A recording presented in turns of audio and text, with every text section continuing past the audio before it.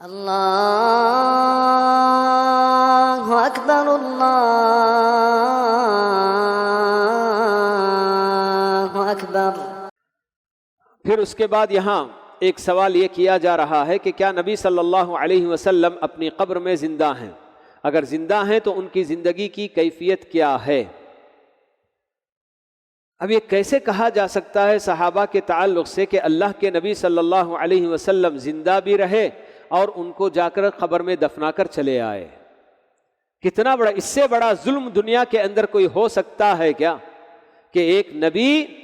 جن کا احسان پوری امت پر اتنا بڑا ہے اور آپ زندہ بھی ہیں اور زندہ جا کر ان کو ویسے ہی قبر میں دفنا کر چلے آئے، صحابہ اتنی مٹی ڈال کر آپ کی قبر پر چلے آئے، کیسے تصور کیا جا سکتا ہے؟ اس میں کوئی شک نہیں کہ جس طرح سے اللہ تعالیٰ نے بات یہ بتائی کہ انک میت و انہم میتون، کہ نبی آپ بھی مرنے والے ہیں اور یہ لوگ بھی مرنے والے ہیں، تو واقعی آپ کی وفات ہو چکی، باقی آپ کی جو زندگی قبر کی زندگی ہے تو وہ زندگی کہلاتی ہے برزخ کی زندگی، اور یہ صرف آپ کے ساتھ خاص نہیں ہے، آپ ہی اکیلے کہ برزخ کی زندگی نہیں گزاریں گے، بلکہ ہر مرنے والا جب وہ فوت ہو جاتا ہے، مر جاتا ہے، تو اسی کے بعد اس کی برزخ کی زندگی شروع ہو جاتی ہے۔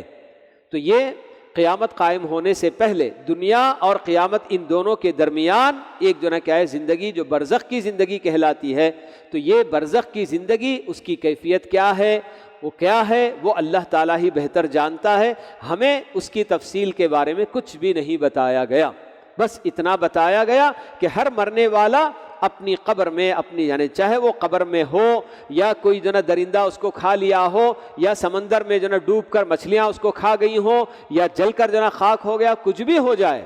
لیکن ہر مرنے والا اپنی برزخ کی زندگی گزارتا ہے۔ تو برزخ کی زندگی اس میں بھی ہمیں یہ بتایا گیا کہ جو اللہ کے نیک بندے مومن بندے ہیں تو ان کے لیے اللہ تعالیٰ نعیم قبر